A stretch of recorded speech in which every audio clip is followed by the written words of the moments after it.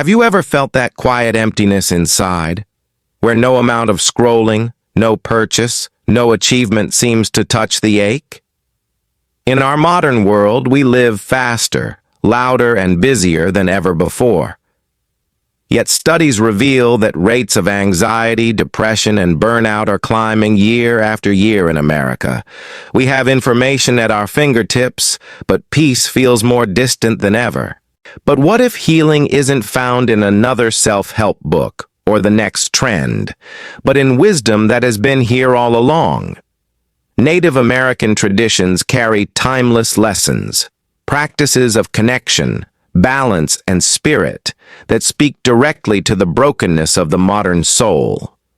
Stay with me, because in the next few minutes, you may discover wisdom that doesn't just soothe the mind, but restores the heart. The lesson of deep listening to nature.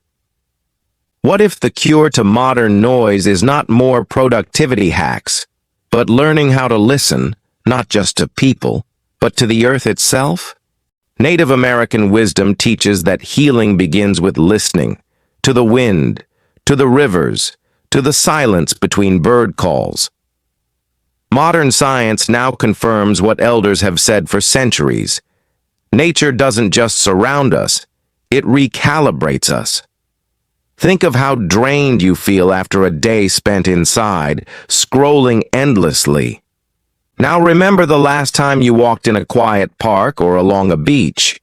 Your breath deepened, your heart slowed. You felt, perhaps for the first time in days, at peace. That shift is not imaginary. Research from Stanford University shows that spending even 20 minutes in nature lowers cortisol, reduces anxiety, and restores focus. Meet Daniel, a 32-year-old software engineer burned out from endless deadlines. His therapist recommended daily nature sits. At first, Daniel resisted. It felt unproductive, but he tried anyway. 15 minutes under an oak tree, no phone, no podcasts. Slowly, he began to notice small details, the texture of bark, the rhythm of his breath syncing with the wind. Within weeks, his insomnia lessened. He reported not just reduced stress, but a strange new sense of belonging. If you're watching this, maybe pause later today. Step outside. Don't do anything. Just listen. You might be surprised by what your heart hears, because here's the deeper question. If listening to nature restores balance, what can we learn from listening to each other with the same presence and silence? That is where we'll go next. The circle of belonging. Have you ever felt alone, even in a crowded room, even while surrounded by friends online? That emptiness is not just emotional, it's cultural. In Native American wisdom, healing comes through the circle. The circle is not just a shape, it is a way of life. It represents equality, connection, and the reminder that no one stands above or below another. In the circle, everyone belongs. Modern psychology now echoes this truth.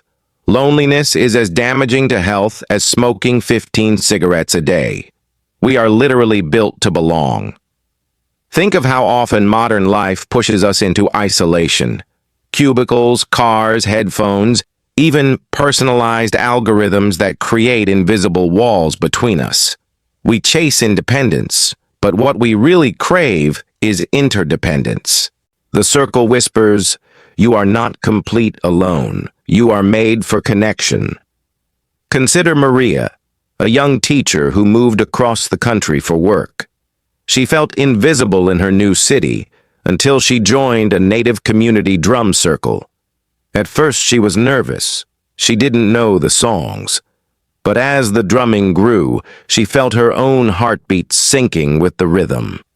For the first time in months, she wept, not from sadness, but from the overwhelming relief of being welcomed without needing to prove herself. Maybe tonight, instead of another hour online, call someone you love or gather a few friends in a circle. No agenda, just presence. Healing starts small. Modern society tells us success is climbing higher, faster, alone. But native wisdom invites us lower, slower, together. The circle heals the soul. But what about the stories we carry within that circle?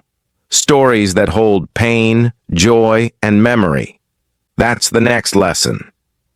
The power of storytelling. What if the stories you tell yourself are quietly shaping your future?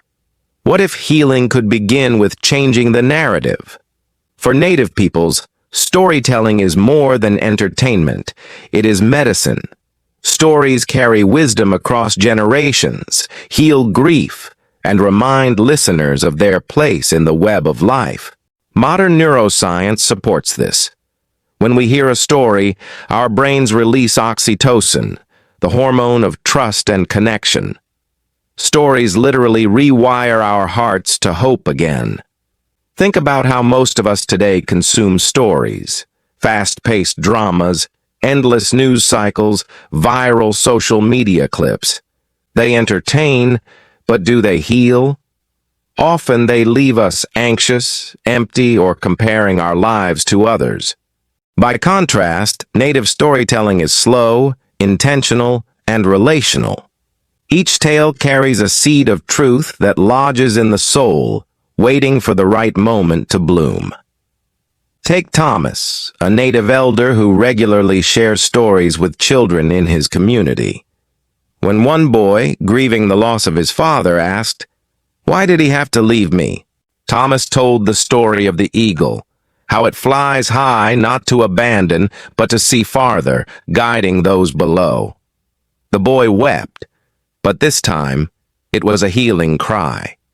He told his mother later, "Dad is like the eagle. He still sees me." That story shifted his grief into belonging. What stories are shaping your soul right now?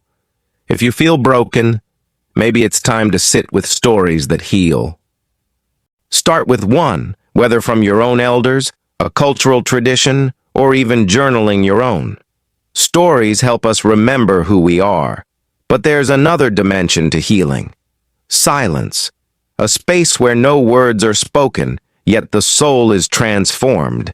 And that's where we go next. The medicine of silence. When was the last time you truly sat in silence? Not with music in your ears, not with a screen in your hand, but with nothing but your breath and the world around you. For Native American traditions, silence is not empty. It is full of presence, of spirit, of the voice of the earth itself. Silence is considered medicine, a time when the heart can hear what the mind often drowns out. Modern science confirms this. Studies show that even 2 minutes of silence can lower blood pressure, slow the heartbeat, and calm the nervous system more effectively than music. Silence restores balance. In modern life, silence can feel uncomfortable, even frightening. We rush to fill every gap, with noise, with chatter, with distraction. But perhaps it is not silence we fear, it is what we might discover about ourselves in it. Native wisdom teaches us to lean into that quiet, because healing begins when we allow the soul to breathe. Meet Daniel, a corporate lawyer in New York. His life was a constant blur of meetings and deadlines until he visited a reservation for a cultural exchange program. One evening, an elder invited him to sit in silence by the river. At first, Daniel fidgeted, restless. But as minutes stretched, he began noticing the soft ripple of water, the night wind on his skin, the beating of his own heart. Tears came unexpectedly. Later, he said, "That silence spoke louder than anything I've ever heard in a courtroom. Tonight, try turning everything off for just 5 minutes. No phone, no TV, no music. Sit with the silence and notice what surfaces. Healing often whispers. It rarely shouts. Silence heals the self, but native wisdom doesn't stop there. Healing also happens in movement, in dance, in ceremony, in rhythms that carry both body and soul. That's where we're heading next. Healing through ritual and dance. Have you ever noticed how your body remembers what your mind tries to forget? Sometimes healing doesn't come from words at all. It comes through movement. In Native American traditions, ritual and dance are not performance. They are prayer, medicine, and a bridge between the visible and invisible worlds. Every movement, every drumbeat carries meaning, inviting balance, gratitude, and renewal. Modern science agrees. Research shows that rhythmic movement, especially in community, lowers cortisol, increases endorphins, and creates a profound sense of connection. Dance, in its truest form, is therapy. Think of how often in modern life we suppress our bodies, sitting at desks, staring at screens, holding tension in our shoulders. We silence our natural rhythms. But when the drum beats, something awakens inside us. We remember that we are not just minds trapped in bodies. We are whole beings, meant to move, to release, to heal. Consider Elena, a young woman battling depression. She joined a traditional powwow gathering, hesitant at first.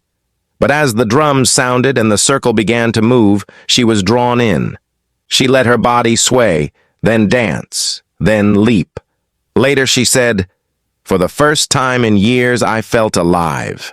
My sadness didn't vanish, but it loosened its grip. I danced it out of me." That night, she slept peacefully, something she hadn't done in months. You don't need a powwow to begin.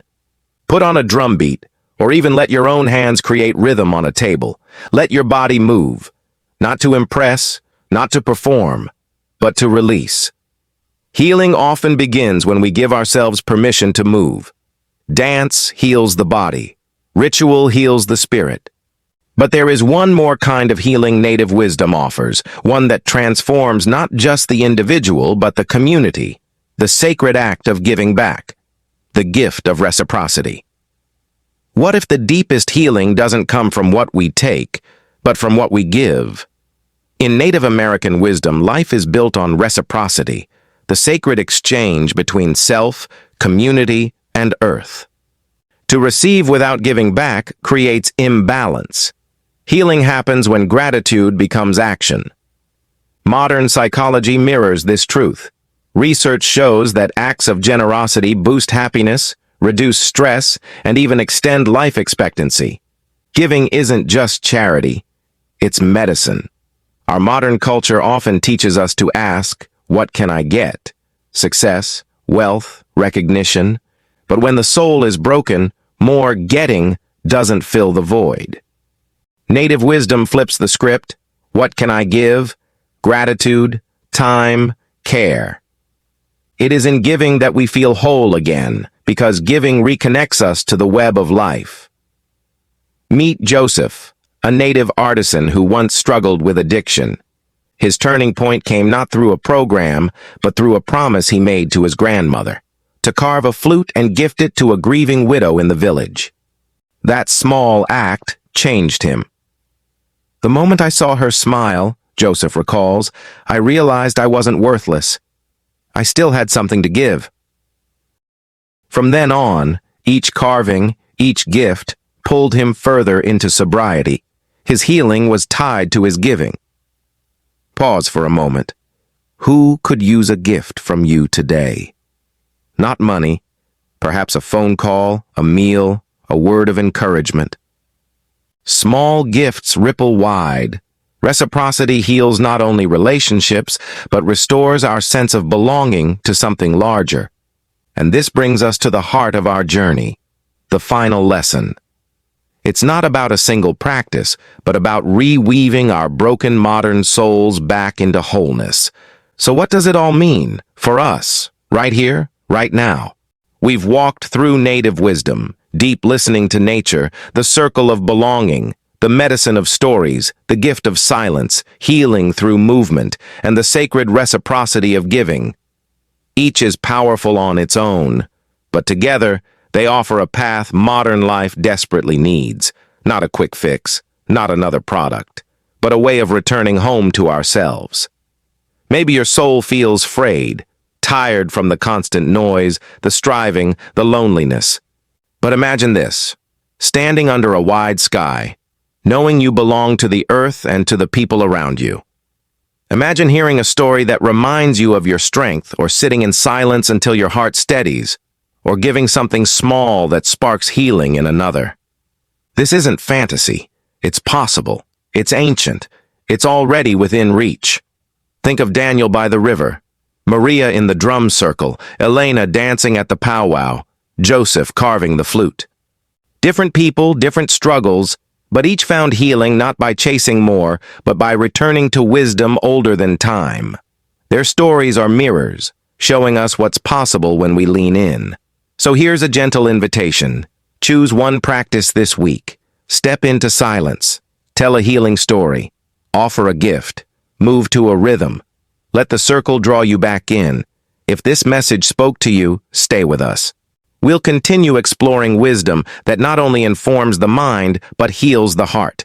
Subscribe, share this with someone who may need it, and remember, you are not alone. Healing is not out there somewhere. It begins with us, together.